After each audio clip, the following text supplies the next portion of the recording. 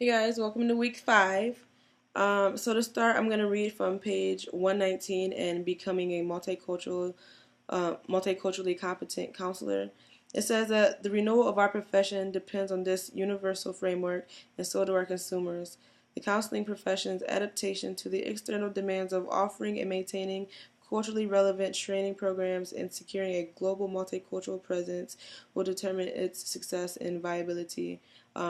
That part was really important to me because it kind of confirmed and validated my actual goals as a practicing counselor, as um,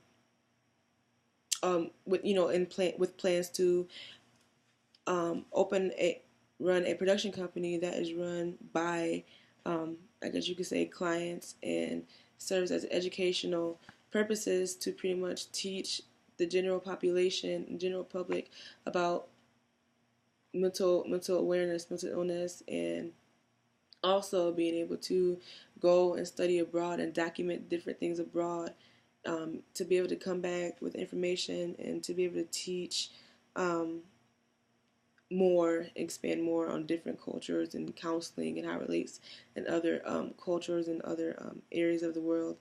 Um,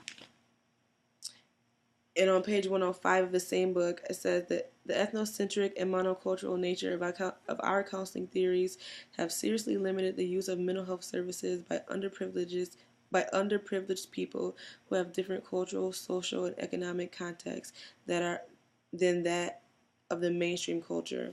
So pretty much it's saying that even the way we're taught as counselors, which is no fault of our own, pretty much is subjective to bias and stereotypical reflections. And to support that, there were noted on page 108 the three scientific styles of thinking that we are inherited, which are linear thinking, which views the behavior or attitude of a group at a particular moment as constant, and then uses it to predict the future behavior or attitude of the group. And then we have the hierarchical thinking, which places people in superior or inferior positions by believing that some groups are superior to others and that norms and values of one group are better than those of other groups. Um, for example, to say men are better than women, or heterosexuals are better than homosexuals. Um, and then you have dichotomous thinking, which says it's either yes or no, right or wrong, black or white. And I think that these styles right alone are or can be harmful because I think that they're stereotypical and biased from the start. Um, but so, how could different power dynamics and privileges interfere with the counseling session? Well, I'll just use, for example, white privilege, white power, black and white, black power, white privilege. So, black power, you kind of have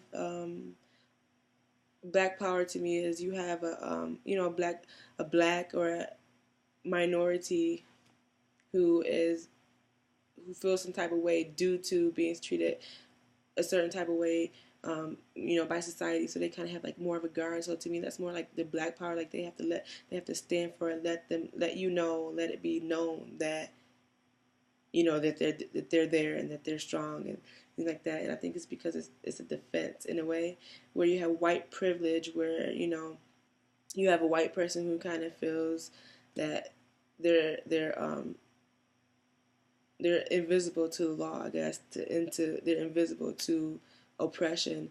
So pretty much that they're born pretty much with the head start. And I feel like that one dynamic could really interfere with the counseling session, in a sense, if that were the case, where you had a counselor who was in a position of white privilege and working with a minority or a black who's oppressed. I think that if the counselor is not careful and is not aware of those dynamics, that they can project certain thoughts and beliefs onto the client, which can damage the relationship. It can ruin the rapport between the client and the counselor, and it can just really ruin the trust between the whole therapeutic process. So the client in the book talks about the underuse of mental health, um, of mental health um, services, in the minority population, and that is, I think, a big part that may play a big thing that may play a part in it, where you have minorities who go to these counselors who are white, and they, the minorities are not, they're not ignorant to white power, where sometimes you might have a white person, to white privilege, I'm sorry, where sometimes you might have a white person who is kind of ignorant or unaware of their position of white privilege. It's just something that's kind of like normal to them. So not everybody who has white privilege, not every like white person is walking around demanding their privilege, you know what I mean? But same time, coming from a minority's point of view, it's kind of, I think minorities have developed more of a defense, against majorities, because of their place and because of how they're treated in society and things like that. So I guess that there's sometimes automatic wall or automatic defense mechanism between minorities to be used to be used against majorities.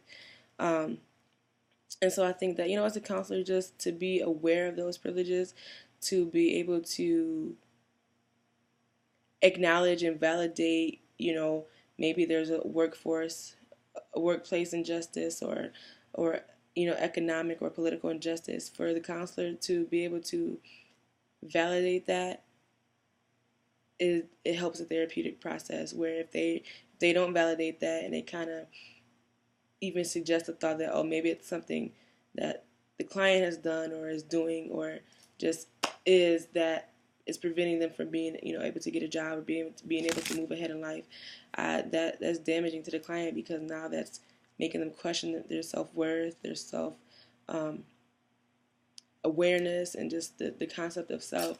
So I think that it can really put a damper on the whole therapeutic process, and kind of, reverse the whole process, and kind of any good work that you've done can be ruined just by power dynamics and privileges. At the same time, they can also be beneficial for the client to be able to, for the counselor to be able to acknowledge their white privilege, or their higher power in society, versus their client who is more inferior.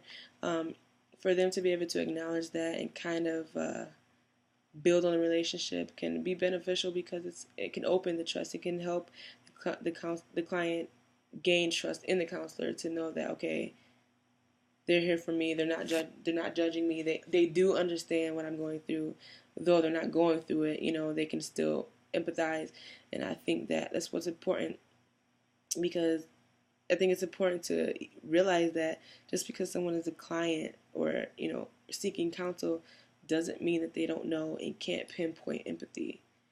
It doesn't mean that they don't know and can't pinpoint false positive regard, or someone being fake, quote unquote.